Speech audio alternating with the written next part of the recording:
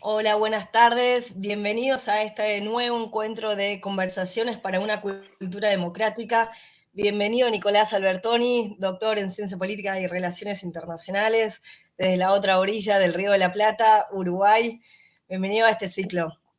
Hola Mica, ¿cómo estás? Una alegría estar en contacto y bueno, para conversar de estos temas que siempre nos propones, latentes y tensionados también, porque son temas yo creo que a nivel internacional hoy se reverdecen, así que feliz de conversar contigo. Te has especializado en negocios internacionales e integración regional, son tus temas. Siempre en tu agenda está el hablar sobre la cláusula democrática en los acuerdos de integración regional y en los negocios internacionales, especialmente en América Latina. Y en este nuevo contexto que se da a nivel internacional con bueno, la invasión de Putin a Ucrania, este nuevo debate que está surgiendo o resurgiendo de alguna manera, sobre la importancia de mantener los valores democráticos a la hora de comerciar o establecer quiénes son nuestros socios comerciales. ¿Que está cambiando el panorama? ¿Es simplemente un debate? ¿Crees que hay una perspectiva ahí de cambio, de mejora, una oportunidad de mejora? Bueno, primero la foto que tú mencionabas, ahora Rusia-Ucrania, me parece no menor. Yo creo que estamos ante un conflicto por la escala que ha tomado, que sin duda puede cambiar mucho el orden internacional, que ya veíamos en un proceso de cambio, pero el estilo de respuesta de Occidente, el no dar brazo a torcer de Putin, yo creo que también genera una lógica hoy. Pensábamos alguno que podía ser multipolar en los próximos años, pero claramente estamos volviendo de alguna forma a un bipolarismo, ¿no? En el contexto internacional. Entonces, el debate que tú mencionabas, después, ¿cómo lo podemos adaptar a esa lógica más de la visión de la democracia? Yo creo que todavía está muy incipiente como para poder tomar conclusiones en esa lógica de conflicto, ¿no? Pero, pero sí concretamente lo que estamos viendo, y básicamente por la respuesta de Occidente, te diría, ¿no? Es decir, concentrado principalmente en las sanciones económicas, que todo indica que han venido para quedarse. Hay un buen libro de un profesor de Cornell, Nick Maldeler, que sacó recién un libro de Economic Weapon, que habla justamente de eso, de cómo en el mundo posguerra la sanción económica pasa a ser un arma importante, no bélica naturalmente al inicial, pero que, bueno, puede ser por lo menos una promotora, y esto es un debate abierto, de una paz por lo menos un colchón de paz antes de comenzar un conflicto bélico, ¿no? Pero acá estamos viendo que es respuesta a un conflicto bélico. Entonces, se da una lógica y una dicotomía, que yo creo que vale la reflexión más académica, de ese mundo, una vez consolidado ese mundo liberal, toma la herramienta de la sanción económica como una cosa importante en las respuestas de este tipo de conflictos. Y cierro la idea que yo creo que el debate que se abre es si no es quizá contradictorio en el mediano plazo, porque si uno ve el mundo post-Bretton Woods, es justamente mayor libertad económica para mayor paz, ¿no? Es decir, si uno la tendría que resumir cualitativamente, ese mundo de la economía internacional organizada en la posguerra, y ahora estamos viendo que a veces Occidente usa, ojo, que no estoy diciendo si está bien o mal, sino más bien una descripción, ¿no? Viéndolo, usa la herramienta de la económica como respuesta. ¿Y qué puede pasar? Que si esto sigue y permanece, quizá en algunos años podemos ver que haya un sistema paralelo al que conocemos de Occidente económico, financiero, que perfectamente conviva en paralelo en estas dos cosas. Por eso el debate en Estados Unidos si sacar o no del SWIFT a Rusia, ¿no? Si que era un debate, decir, ¿qué pasa si ellos con el yuan dentro de 2 años sacan su propio SWIFT y hay un mundo financiero SWIFT y un mundo yuan y un mundo financiero dólar, ¿no? Entonces se abre un tema de debate económico comercial que se cruza con los temas que nos interesa tanto para América Latina, que yo creo que amerita por lo menos abrir el debate, ¿no? Y en esto no hay verdades reveladas, naturalmente, ¿no? Hay tres puntos. En esto que me decía, esto sería como una polarización entre a nivel comercial del mundo democrático, el dictatorial, aquellas naciones que violan los derechos humanos comerciando por un lado y las democracias comerciando por el otro.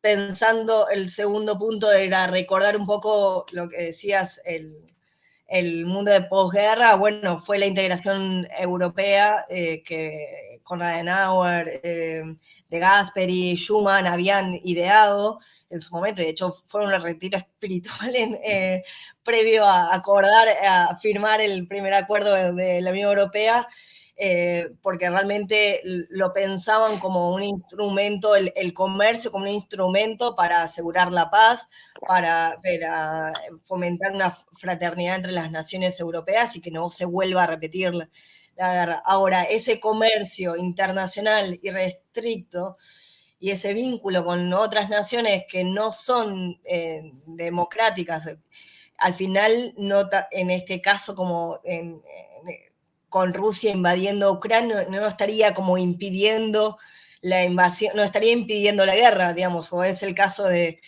o sería como una excepción al éxito que tuvo en su momento la Unión Europea, de que el comercio traería la paz. Y tercer punto, como para dejártelo ya, como para que es cómo afecta este rol, esta nueva realidad de Rusia en Ucrania, de la invasión de Rusia en América Latina, considerando que Rusia tiene muchos vínculos, especialmente con las dictaduras latinoamericanas, Venezuela, Cuba y Nicaragua, ¿no? De cómo esos lazos de amistad entre dictadores. Y con eso... Ya hay bastante para divertirnos.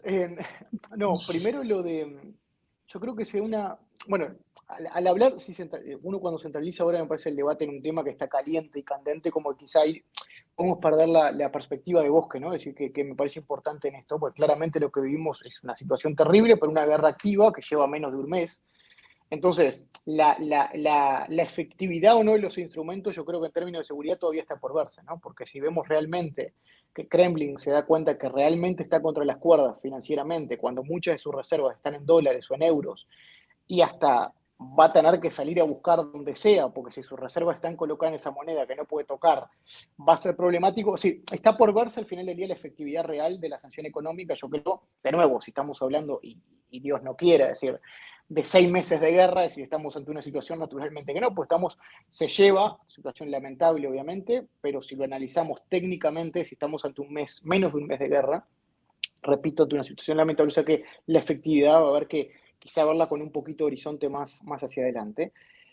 Pero se da primero hay un tema importante en esto. Es decir, yo creo que el mundo posguerra, el mundo que empezó a dialogar, el mundo pragmático, ¿no? De que de hecho a China le ha servido bastante. China, el otro día escuchaba una frase, ha crecido mucho con la paz. A China se ha beneficiado con la paz de Occidente. Entonces, es verdad que esto lo pone en un jaque muy, muy complejo, pero ese mundo posguerra y ese mundo post nada menos de China multilateral, China siendo parte de las conversaciones con Occidente, que yo creo que hay un hito de quiebre muy importante en el 2001, China ingresa a la Organización Mundial de Comercio, es decir, bueno, aquí estoy conversando de igual a igual con ustedes con un instrumento pura y exclusivamente occidental, como es justamente ese mundo posguerra que crea, entre otras cosas, el sistema multilateral de comercio, ¿no? Que hoy es el eje un poco de estas cosas, de estas conversiones económicas.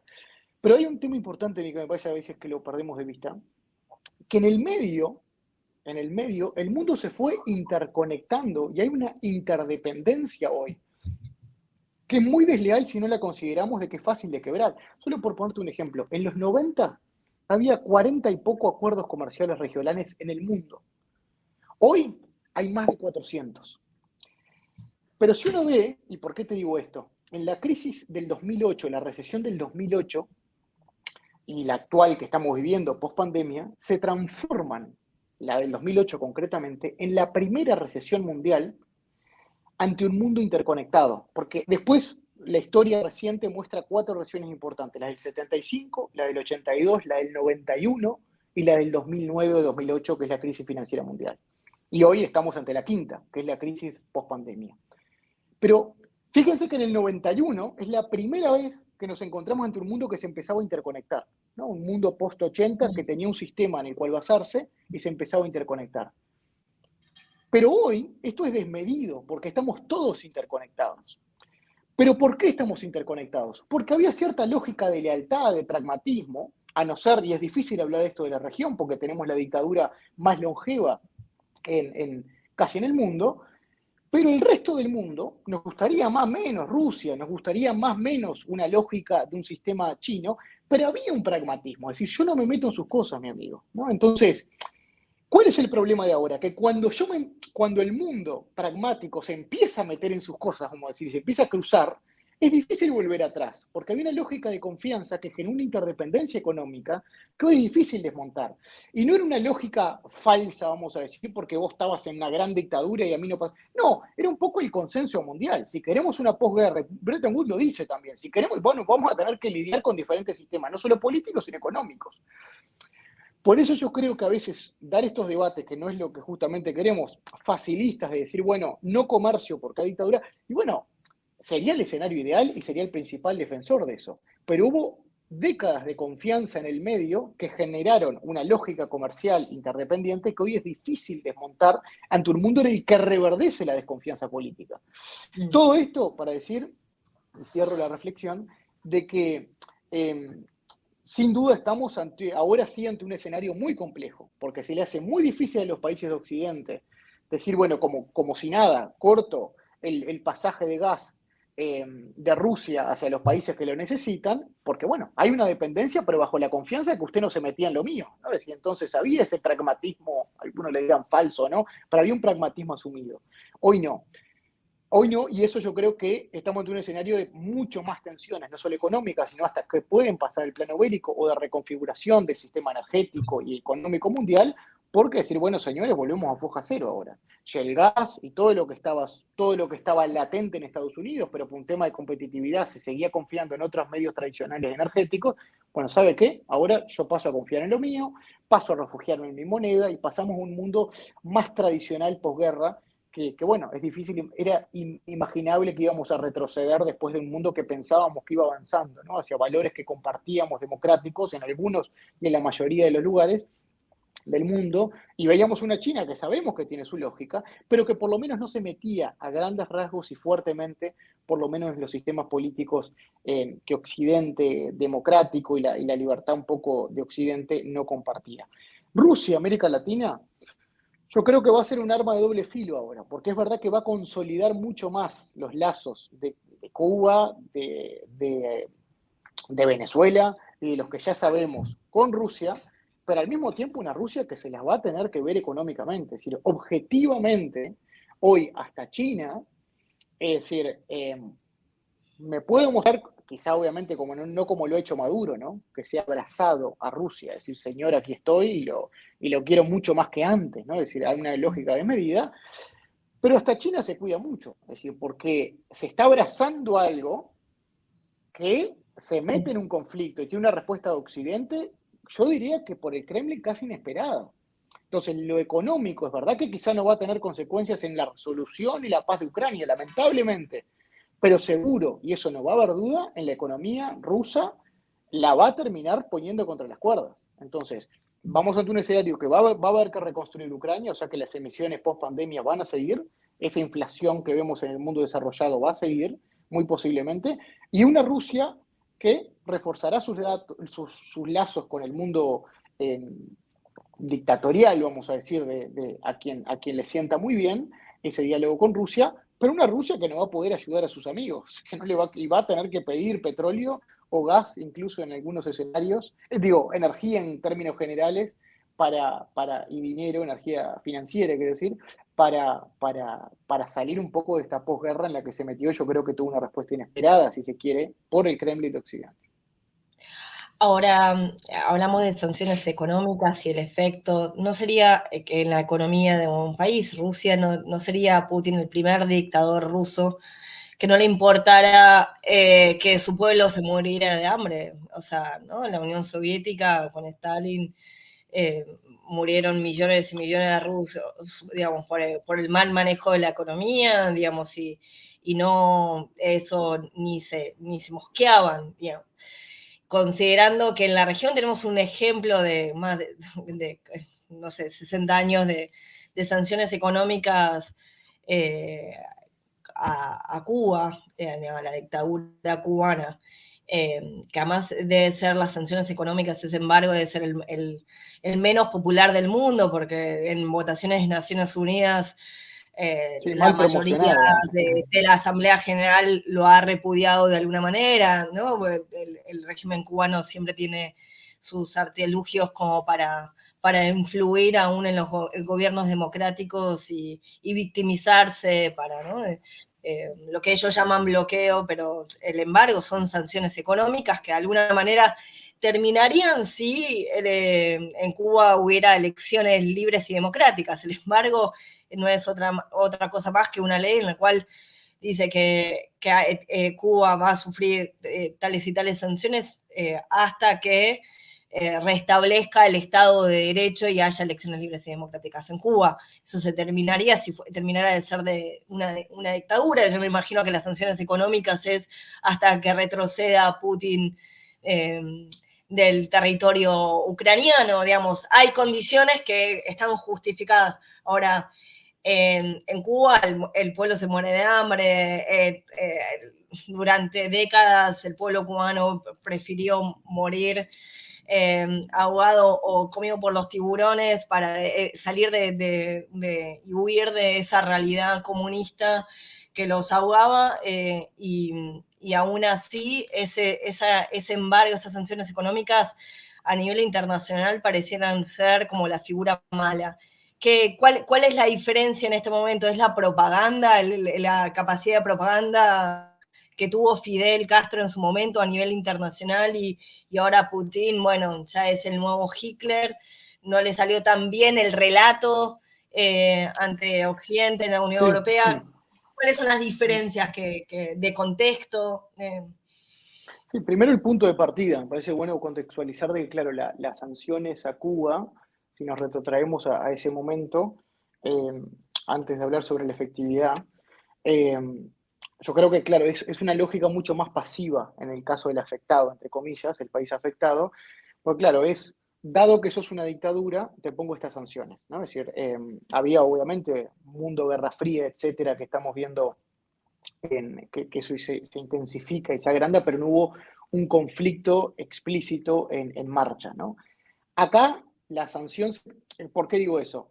Porque eso genera, de hecho que en las relaciones internacionales se cuida mucho poner líneas rojas. Tú decir, yo te voy a dar una sanción hasta cuando tú tengas una democracia. Y bueno, si dijiste eso, hasta que tenga una democracia, vas a tener que tener la sanción. Entonces, se hace mucho más largo los procesos y naturalmente ese país, hasta que no cumpla ese régimen, hasta que no cumpla tal condición, se va a dar esa lógica. Y después el mundo de la comunicación, del cual, bueno, habrá otros expertos de cómo se comunicó en su momento eso. Pero el punto de partida hoy es diferente. Sería asimilable la lógica de, dado que no comparte con el gobierno de Putin, pongo las sanciones. Acá es no, dado que tú comenzás una guerra, y dado que tú a su vez estás amenazando al resto de Occidente, porque le estás diciendo a Suecia y a Finlandia como si nada, de que se cuiden, bueno, hasta aquí llegamos y empezamos con toda esta batería de municiones y sanciones económicas nada, a arrinconarte. Pero, y se da otra diferencial que me parece que este contexto puede ser diferente. Estamos hablando de una potencia como es Rusia, que claramente estamos ante las 5 potencias hoy, por lo menos en imagen, poderío, en económica más o menos, si tomamos que algunas de las lógicas hoy internacionales son bloques económicos, pero claramente entre las 5 potencias hoy mundiales en términos energéticos y económicos en general, y es difícil mirar hacia arriba. Cuando veíamos a Cuba, miraba a los costados, miraba hacia el Kremlin, después me empezó a mirar hacia China y miró hacia Venezuela. Había tentáculos de los cuales, si se quiere, respirar. Pero Rusia, arriba de Rusia está China. Es decir, no hay más nada, vamos a decir, de su club. Entonces, donde realmente uno arrincona un sistema financiero hoy ruso, y vemos a una China que algo seguramente terminará haciendo, pero yo no me la imagino, bueno, estamos hablando ya en el plano del hipotético, pero abrazando el Kremlin, decir, señores, tienen todo nuestro respaldo financiero, porque les puede costar muy caro.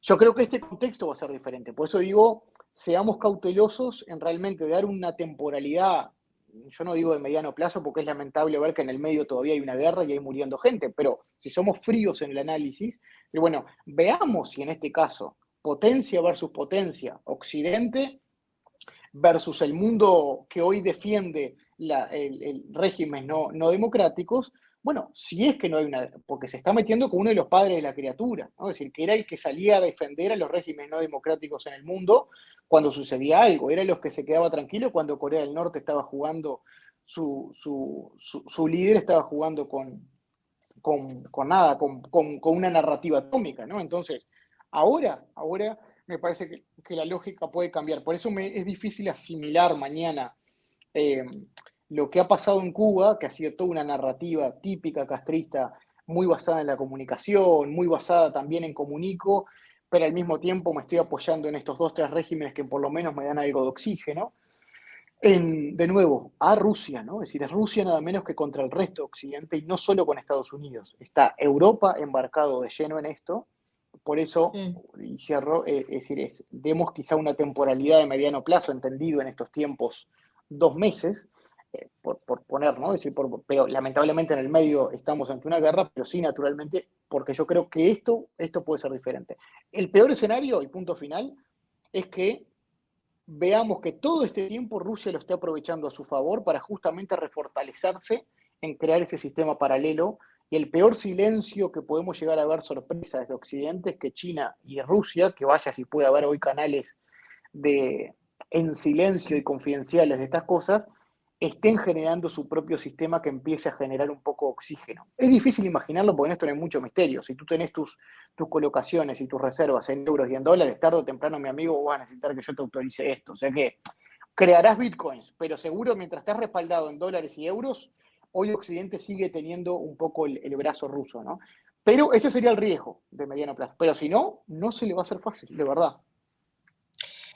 Ahora, todo esto, para traerlo un poquito a la región, digamos, la realidad rusa, pero que nos afecta, cómo realmente se genera ese cambio de discurso, digamos, cómo se van a alinear las naciones, porque países democráticos, tradicionalmente con democracias realmente estables, como Uruguay, Chile, Colombia, digamos, los gobiernos, aún de distintos colores políticos, izquierda o derecha, todos han de alguna manera repudiado, ¿no? la invasión rusa. Entonces, de alguna manera, más allá del color político de los gobiernos, no se han alineado tan automáticamente por una cuestión ideológica como hubiera sido quizás hace 20 años, en los años 2000, con otros gobiernos, cuando estaba Lula, cuando estaba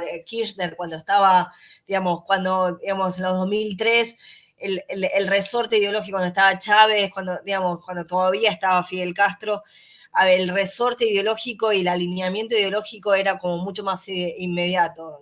Atacan a un amigo pero veo que los colores, pienso en Boric en Chile, él está obligado, como digamos, por la cultura democrática chilena, más allá de que su gobierno tiene el Partido Comunista, y que uno diría el Partido Comunista se va a alinear con, digamos, con Rusia, ¿no? Con el régimen comunista por excelencia, de alguna manera, que sí, tenemos que recordar a Putin, fue presidente de la KGB, digamos, del Servicio de Inteligencia de la Unión Soviética. Entonces, y que no es un régimen democrático, aunque haya estado todo este tiempo jugado con el juego, con las reglas de juego aparentemente democrático en el concierto internacional, por adentro no era una democracia Rusia. Entonces,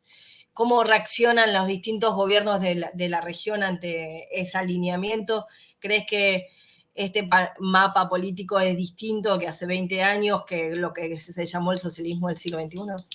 Sí, sí, en términos generales sí, pero que pasando raya sí es distinto. Estamos viendo un reverdecer ahora de la izquierda, centro izquierda, pero es parte de los ciclos políticos. Yo no creo que acá sea blanco o negro porque se hizo mal de un lado. Bueno, uno ve que los ciclos van cambiando, pero yo creo que justamente Boric ha sido un ejemplo, si se quiere, bueno, ¿no? De esto, ¿no? Es decir, no tembló en criticar lo que está pasando en Rusia, no tembló en cuando tuvo que oponerse anticipadamente a que ningún gobierno, a Venezuela, o lo dijo más indirectamente, creo que no lo llega a mencionar, pero en el caso de Cuba. Eh, yo lo veo que justamente, después sí, bueno, ¿qué podemos esperar de Maduro y qué podemos esperar de los Castro? Digo, es defender este tipo de cosas o la nada. O sea que eso yo no los tomaría como algo más menos, decir, bueno, es más de lo mismo, lamentablemente. Eh, pero yo veo no un alineamiento. Bueno, si Brasil mañana cambia de foco, me parece que ahí sí haría una recomposición, pero hasta que más o menos se mantengan las lógicas que están sucediendo, de hecho, con muchos temas domésticos post pandemia de estos países, hacen que no haya un alineamiento pro-Rusia. Es más, yo creo que Rusia, después con sus aliados internacionales más dependientes de Occidente, como son muchos en América Latina, eh, bueno, con un crecimiento, tiene ese resorte hoy de que hay mucha dependencia con China, naturalmente, ¿no?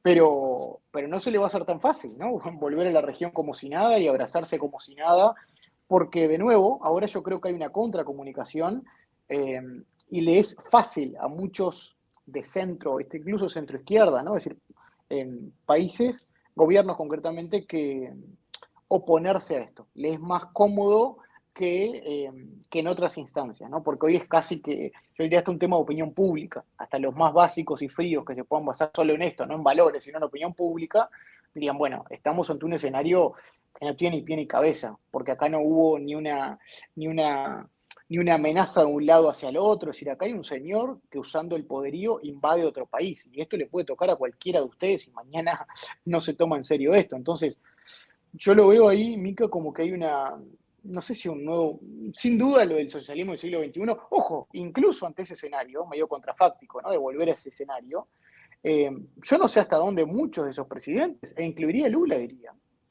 de nuevo en el contrafáctico, mira, en oponerse a este tipo de realidades. Después está la otra. Bueno, ¿qué ganamos, Nico, con oponerse sin tomar? Bueno, pero ¿qué vamos a ver? ¿Que América Latina tome una acción bélica? Que no, es decir, yo creo que basta y vaya si levantamos la bandera, mucho que defendemos los valores democráticos, con por lo menos hay una denuncia explícita de este tipo de cosas. Un país como Uruguay no puede hacer más que eso. Es decir, yo creo que la denuncia es una humilde herramienta, ¿no? De países pequeños y democráticos, pero hoy yo no veo un nuevo alineamiento a la inversa, ni tampoco veo a Rusia ganando terreno en esto, al revés. Yo nuevamente quizá ahí estoy siendo muy, en el sentido inverso, ¿no? Pero positivista en que Rusia está arrinconada en mucha cosa, eh, Mm.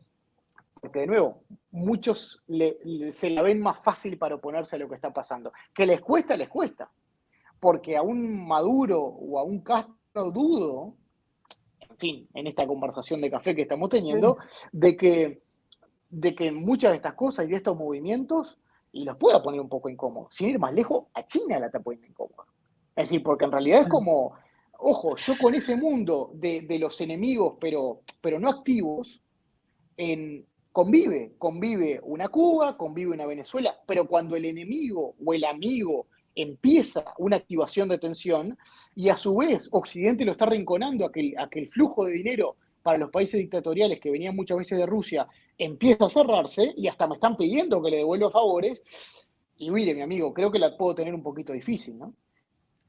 Ahora, bueno, con todo esto, igual estaba también el fantasma de que China pudiera invadir Taiwán, o por ahí son simplemente presunciones, ¿no? Pero que el tema es que cuando se debilita el sistema internacional se, eh, y de alguna manera la comunidad internacional o los organismos internacionales, porque estamos teniendo en cuenta que son sanciones económicas de ciertos países, de la Unión Europea, de Estados Unidos, etcétera, hacia Rusia, pero no es el sistema internacional, hablando de Naciones Unidas, que Sí, buen punto. responde eh, No, y con el poder de veto de Rusia ante en el Consejo, con el veto, es, entonces ahí queda como caduco, digamos, el sistema internacional, como estuvo en su momento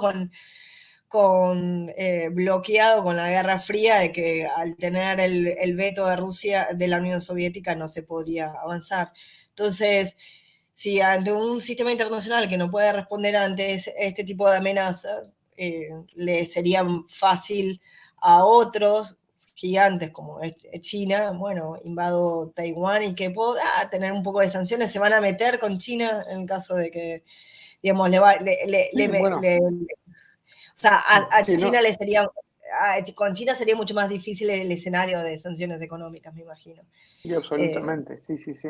Sí, sí. Yo por eso creo que es un debate filosófico abierto, más allá, obviamente, compartimos los valores y los dos querríamos una democracia global, ¿no? Es decir, pero ante ese mundo que obviamente queremos que tienda a la perfección, pero es claramente imperfecto todavía.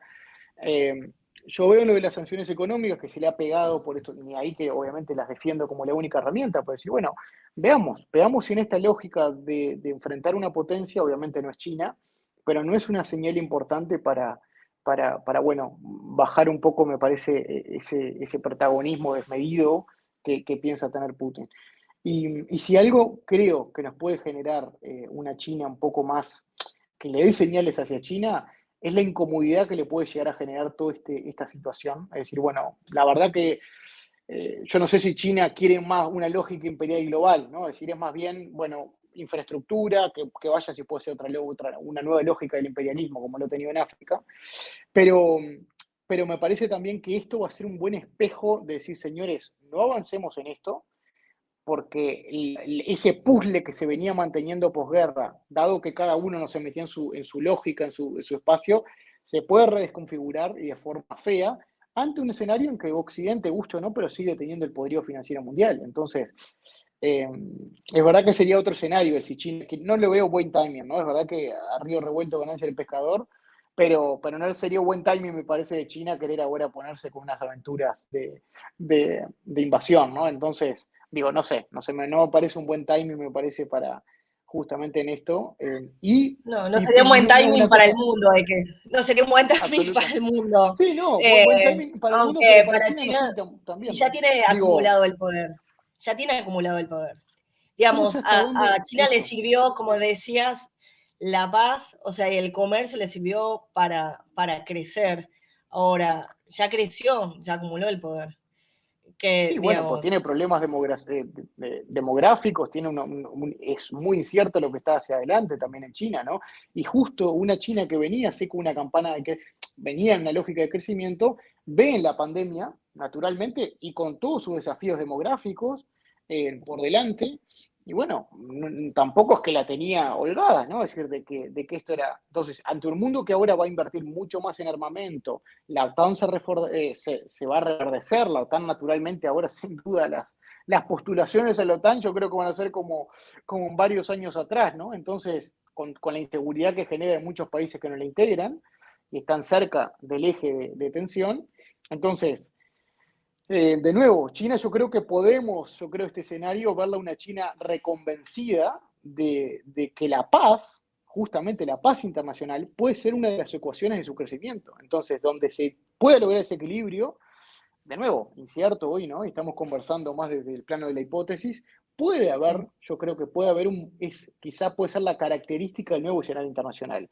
Una China sólida, consolidada, pero convencida de que justamente la paz es parte de su ocasión de progreso. Mm. Entonces ahí Ojalá, puede, me ojalá. parece, La sí, buena y le noticia sienta muy entonces bien. sería, la conclusión de esta conversación sería que la interdependencia económica todavía estaría prevaleciendo ante unas decisiones irracionales de un solitario que invade otro país. Que sería eso Sí, como no sería eso como algo que se prevé, como que puede otros países tomar ese tipo de decisiones, olvidándose de la importancia de la interdependencia económica. sí, sí, sí, efectivamente, efectivamente. Y si hay un nuevo orden internacional puede ir por ahí también, ¿no? De ver las grandes potencias, porque ojo, China y su club, China-Rusia, porque después empezás a mirar, digo, no hay grandes potencias, incluso en Asia, la tiene complicada, o estamos hablando de mañana Japón, Corea, todos amigos de Occidente. Entonces, eh, yo creo que esto también puede ser una lógica y uno ve también y pasa raya, ¿no? No soy experto en seguridad, pues sí tengo amigos que leo y sigo mucho que sí siguen los temas de seguridad, pero uno ve incluso en armamento, en portaaviones y demás, y Occidente sigue con un protagonismo inmenso, entendiendo hoy que Europa está coordinada. Si algo logró Putin es justamente esa sincronización que no estaba logrando un mundo más estable entre Occidente. Ahora se reconfigura, se solidifica el diálogo entre Occidente todo gracias a un Putin que decide empezar esto pensando que Occidente estaba destartalado y no lo estaba. Y y China empieza a ver, bueno, ¿quiénes son mis aliados? Mira para América Latina, aparece Cuba y Venezuela, dando vergüenza naturalmente al sistema internacional. Mira hacia su cercanía, ¿quién vamos a decir? ¿Irán? ¿Corea del Norte? Sí, entonces, y aparece Rusia, pero es justamente un hombre que está tirando tiros para todos lados. Y hasta es difícil mañana generar una cumbre abrazándose diciendo queremos un nuevo orden para bajarle el poderío a Estados Unidos. Pero ¿y esta es la forma? Invadiendo Claro. porque sí a un país pequeño vecino. Entonces, hay una lógica que me parece que limita mucho al mundo del cual no creemos, ese mundo promotor. No solo vive con una dictadura activa, sino creo que es lo que a veces con la lógica de cultura democrática nos preocupa, las promociones de la dictadura. ¿No? Es decir, porque bueno, las dictaduras activas yo creo que es una lógica de framing, de atacarlas bajo una lógica de una estrategia, ¿no? Pero la promoción de la dictadura, que era lo que veíamos en muchos países, es decir, países como Rusia inyectando a países dictatoriales, bueno, esa era otra lógica. O China también abrazándose con Eso me parece que en cultura democrática, vamos a decir, una lógica de cultura democrática internacional es lo que nos debía preocupar. Pero ahora vemos que puede cambiar esa lógica con estas señales de un Occidente un poco más unificado, ¿no? Sin duda es una visión como alentadora dentro de este panorama que es bastante triste, pero de que eh, se enarbolen de nuevo esas banderas democráticas, de los valores del Estado de Derecho como importantes a la hora tanto de comercial o elegir los socios comerciales y establecer vínculos a nivel internacional. Así que, bueno, con esto, muchísimas gracias, Nico, por haber estado en nuestro espacio. Agradecida de que te hayas sumado como miembro del comité académico y nos sigas acompañando en muchas otras actividades de cultura democrática. Invito a todos los que estén mirando a que hagan sus comentarios para poder responder, que sigan, que le den seguir al canal de Cultura Democrática en YouTube y Cult Democrática en Instagram, para poder seguir conectados y poder seguir construyendo una cultura democrática, no solamente en América Latina, sino a nivel mundial. Seguir promoviendo los valores. Muchas gracias. Gracias por la invitación, Mica, de mi parte también. Un abrazo.